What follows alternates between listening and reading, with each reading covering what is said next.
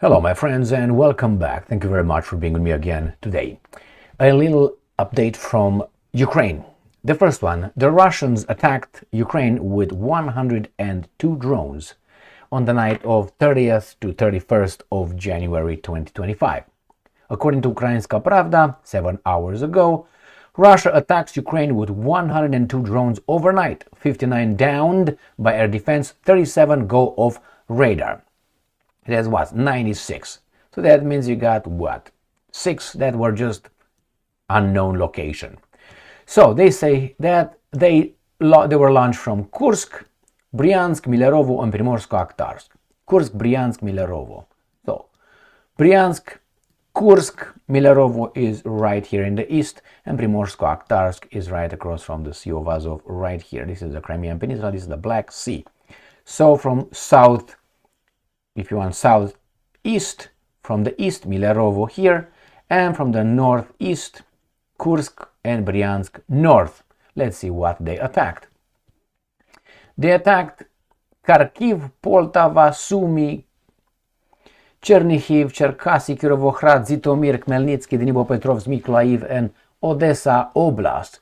So they didn't go into the Polish side of Ukraine or to the Hungarian side of Ukraine. They did in this area, Khmelnytsky here and on this area here, including Odessa and Nikolaev. I will have another article showing that the Russians attacked Chernomorsk right here. This is a port on the Black Sea. I will show you on a different map what's going on over there. Next one.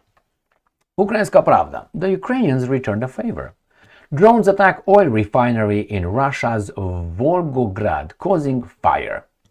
Ukrainian drones have allegedly attacked an oil refinery and an oil depot in Volgograd. Russian authorities have claimed that falling drones' wreckage caused a fire at the oil refinery. And they say this happened in the Krasnoarmeysky district, where according to the BBC News Russian, the Lukoil, now let's read this one, okay? Oops, no, we don't want that. Volgograd Neftepereработка refinery is located. Where is that located? Ram pam pam, right here. Let's close this one. So Volgograd or Stalingrad. Oops, not that one. All right. Volgograd is Stalingrad. Remember the Second World War. This is the city. And this is where the industrial area of the city is located. And we have right here Lukoil Volgograd. So this is what they're talking about. They attacked this area. Now look how developed this is. Look what's over there. I mean, it's a lot of industry. And they say these guys are a third world country or something. Anyway, maybe they are, right? We go back here. All right, what was that? Next one. So that's a big distance from Ukraine, which is, this is the Volga River going into the Caspian Sea. Here is Georgia, Armenia, and so on. And you got the Caspian Sea. This is the location on the Volga River. And then you have here the Crimean Peninsula. And this is what used to be the border with Ukraine. So I'm going to show you on a different map. This is right here. And this is Volgograd. I'm going to go to this map. And it is east of this area right here. So it used to be here that way. All right. New voice of Ukraine. Russian forces capture Velykyi Sokolyn Island in Kherson Oblast, advances in Donetsk Oblast. I didn't know anything happened in Kherson now.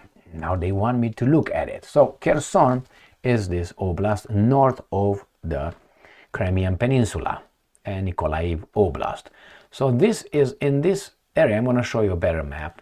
This island right here. According to my research, this is the island these guys took over. I will show you a different map. So I put the name of, Sokolyn Bakalin, and they showed me Ostri Vapa Pika Paka Paka. And when you go over there, you find this island here. So this is the island according to this research, if I'm wrong, but I don't think so, this was occupied by the Russians, according to the Ukrainians, right there. Big one, and Kherson is right here. Kherson is, and this is the island. According to my research, right there, this is the Sokolin Pakalin, right there. Bakalinka, Sokolinka, Pakasonka. You go here, you put that right. This is the first one that comes. Then you go over here, and then this is the Ostrov Velykyi Potemkin. You know who Potemkin was? But it's Potomkin, but I don't know if it's the same guy. But Potemkin was a main lover of Catherine the Great, the Tsarina of Ukraine, the one that had the Hermitage, right, museum in St. Petersburg. Wasn't she the one that started the whole thing? Yeah, so you go on this one and you got the coordinates here. Parakataka, read into that. She loved a lot of people, Katerina the Great. And the General Potemkin was one of them. I think he died in some war in Crimea or something in that area. I can't remember exactly, but nevertheless, if you're interested, go and check him out. Potemkin, if that's the guy, but I don't know if that's the same writing. And all right, so let's see what these guys are saying. Oh, they're right here. They show us this little thing here. The Russian army has captured Velykyi Sokolyn Islands in Kherson Oblast and advanced near Shahed Yar, Toretsk, and Kurakove in Donetsk Oblast. So they advance in these 3 locations. So where are those locations in Donetsk? I will show you. All right, this is Donetsk, is by Pokrovsk is right here. So you have Kurakove, which is down here. Kurakovo was already conquered with this reservoir. Kurakovo, and then you got Toretsk, which is right here. And then you got Shahed Yar here. So the Russians advance in these 3 areas. Let me just make it right. Here, this is in Donetsk Oblast. So this is Shahed Yar, this is Toretsk, and this is Kurakovo here. All right, the Institute for the Study of War said, Kherson direction. They show us the Kherson direction, and this is obviously critical situation here.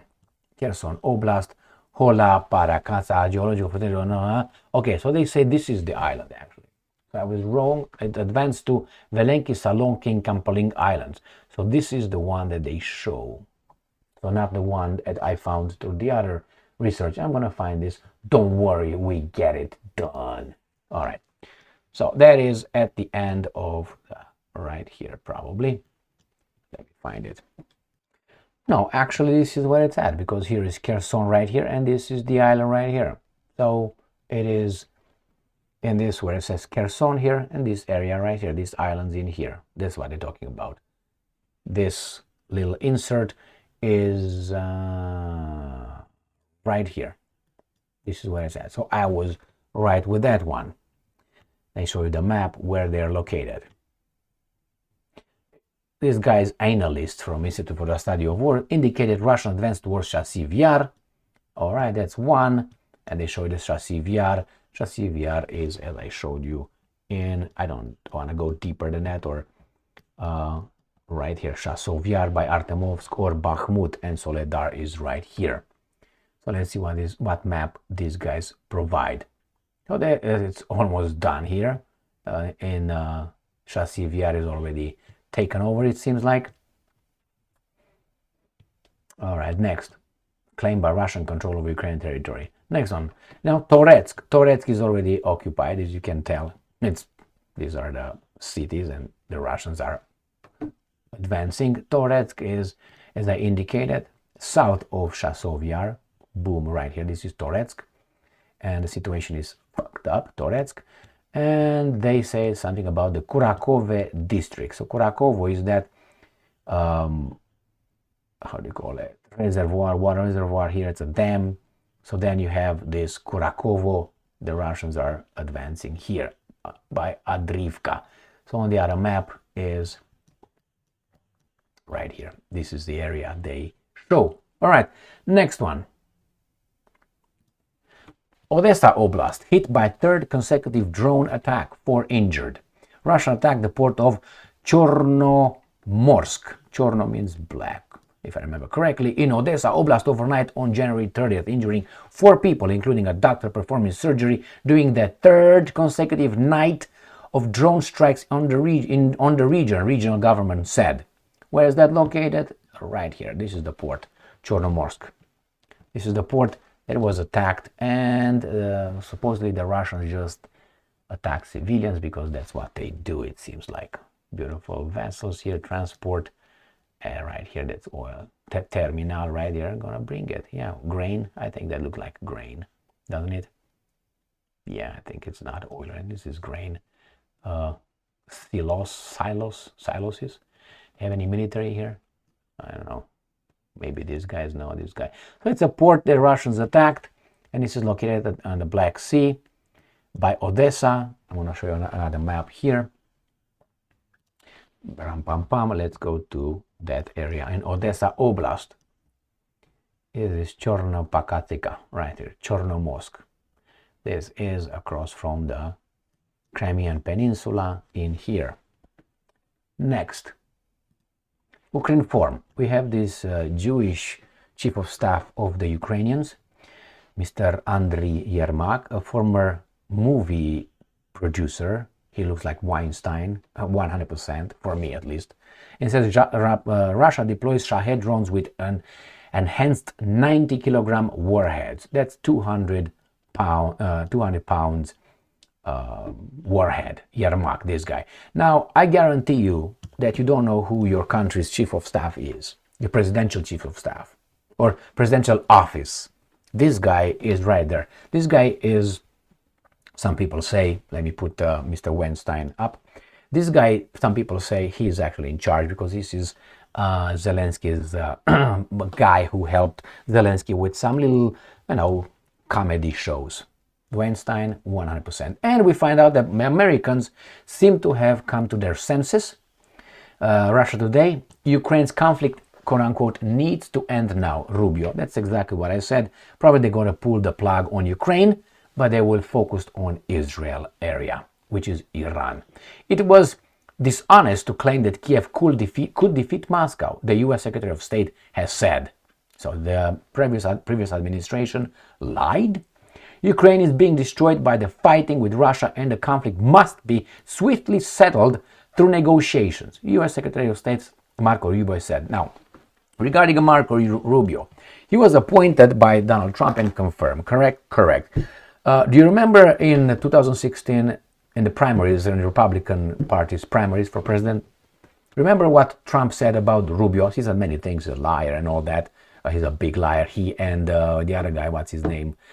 From Texas, senator from Texas, Jesus Christ. Anyway, Ted, was it Ted Cruz? Yeah, Cruz. So Cruz and these are the two shyster over there. So he said about Marco Rubio, who is supposed to be poker face and dealing with people over there. Trump made these jokes about Marco Rubio. Remember, with the water, oh, give me the water, and all sweaty, I'm sweating. Go and watch Trump making fun of Rubio. He said, Trump's point was, this guy, our current foreign minister, who's going to deal and be a diplomat and tough guy and poker face, that's what you are. He sends him to be now our foreign minister after he, 8 years ago, 9 years ago, he was making fun as being a weak person, scared to death and stressed. How is this possible? I know people improve in years. They get better. Some get better, some get worse. Now, which version of Rubio do you think we have? And I'm gonna quote one bad guy who said, you can't make out of 100 cowards one courageous guy. You know who said that? No, it was not Miyamoto Musashi. Oh, it was not Sun Tzu. No, it was not General Patton. No, it was not Goering. It was someone else. All right. So let's go and see what other things this guy says. In an interview on Sirius the Megyn Kelly Pop, Rubio reiterated U.S. President Donald Trump's willingness to find a diplomatic solution to Ukraine's crisis, saying that Trump believes that the conflict needs to end now. And I'm quoting, it needs to end to a negotiation. In any negotiation, both sides are going to have to give something up, Rubio said.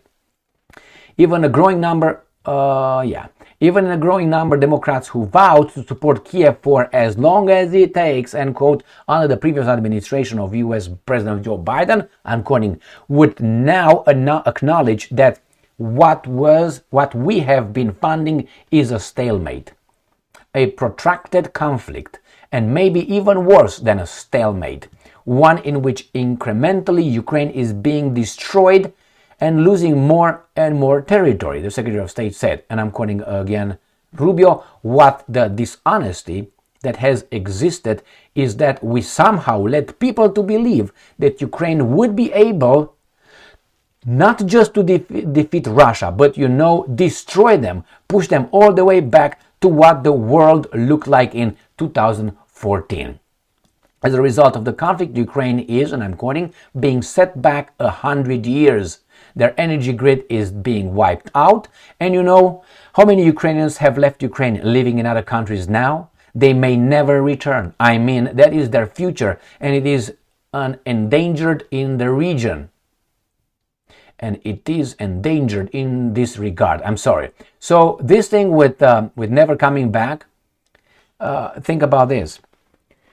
Those Ukrainians who left the country for various reasons, they will settle in Western world. Some countries in the Western world have nuclear weapons. So they will settle over there, and they will never forget that they left their country, their nation, because of the war in Ukraine. And they will probably some of them will blame the Russians for that, like Victoria Nuland, the Jewess, and others who came from that area. Or what's her name in Canada? What's her name?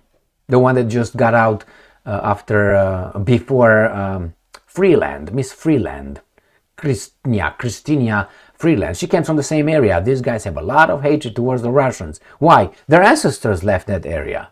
So remember, after a while, the people who fled in the past 3 years and will keep flying from Ukraine, they will have children, and the children will have children, and they will climb on the ladder of the society, and some of them will get billionaires, millionaires, very influential people. Some people will run for office. Some people will be appointed in the government, and they will be appointed maybe the defense ministers and so on. And no one will tell you that those guys have a Ukrainian ancestry 3 generations back, but in their family, they talk about how much they hate Paparapa. So when they will think that now it's time to hit the Russians again, they will use the nations that accepted them to fight for them. Like Cynthia, what's her name is, Freeland, like Victoria Nuland, like many others, going to use the host nations that accepted them with open arms and their cultures to go and fight and die for their 3 generations back pain that they had because of this. Without knowing that what's going on over here, they should look back at their countries they are hosting them as being part of the problem. If they fled to the United States of America, part of the problem. Went to Great Britain, part of the problem. The Germans, the French, all these guys, where these guys migrated, when they're going to get in power over there, as I said, like the 2 examples I gave you, what do you think they will do? They will not remember because their family is going to say, oh, it was that evil Putin. Not because of the Jewish president Zelensky Stein, with his clique of Yermak Stein, with his Reznikov Stein, with his Zhmihal Stein, prime minister, with a Tatar, what's his name, Umerov. Okay? No, it was not those guys. It was evil Putin with the Russians. I know that for a fact. I know people talking in certain families for a fact about the Russian pigs and all that for years. Well, my friends, I was exposed to these kind of things. So I know how much they love those guys like they're angels or something. You're not angels. Nobody's an angel. I mean, all right. Thank you very much for being with me again today. The war should stop now. Well, it's very nice and laudable that Marco Rubio says that, but as Napoleon Bonaparte said, I'm a man of peace. I like peace, as long as it's done on my terms. So the same here in the negotiations. There's not going to be negotiations there. It's going to be the Russians imposing. Do you think you got the bear out of his hibernation den to get the fuck out to smack these baboons? And now he's going to be, okay, now I guess we're gonna talk about it, and I give you and you give me. No, he's gonna take over. Have you seen how the wolves are trying to take, for instance, a bear's kill, a carcass of, let's say, a moose or an elk? That's a big family of wolves, cannot even push the bear out of it. I'm talking about a grizzly. He's gonna fuck all these guys, and these guys are not wolves. This guy is one big guy, which is Al Capone, and the rest are just jackals. That's what they are. That's what they are. So the bear has to look around, and these guys are scattered. If the guy comes, you know how I usually talk about the Simba, the Lion King cartoon, is the imbecile Simba, the good lion, and then you got the evil lion. It's incidentally I liked. Why? I don't know. It's something that because he looked refined. He was an evil guy, but he looked always refined, and blah, blah, blah. But he was the lion versus a lion. And then what do you have around? You have the hyenas. When the hyena was alone with Simba, the good lion, they were all friendly. Like Lithuania versus, let's say, Russia. They're all friendly, or Germany straight to Russia, or they're all fight with others. When Scar, the bad lion with a black mane, come around, they immediately like, oh yeah, we're gonna fuck you up, Simba, yeah. Alone, they were nothing. This is exactly what's going on over here. No, the bear will take his kill. Why? You made him get out of his lady in the den. What are you talking about? At least I would not be in a good mood whatsoever. In my warm bed, and you make noise outside, and I have to come out and smack you around? Do you think I'm gonna be, okay, now what do you want? Excuse me. No, get fucking to your home. Smack. That's what I would do. And I think, why? Because I can. Because I'm stronger than the baboon. I had to come out and smack the baboon. That's exactly what Russia will do. Come out, smack the baboons and the hyenas and the jackals, and the other lion is going to be too coward to fight this bear. That's what it is. That's why they fight with Ukraine. Maybe they want to push the guys in, how do you call those? Not Azerbaijan. Armenians. They will try in Georgia. They will try with the Romanians. They will try with the Moldovans. They will try with the baboons in the Baltic states. Maybe with the Poles. They don't fight straight on. Why? Because they're too strong, you think? Or because they're smart? Well, you can be smart, but you're not strong. You're a weasel. Thank you very much for being with me again today. Stay strong, stay smart, look for the truth, and be just. See you later.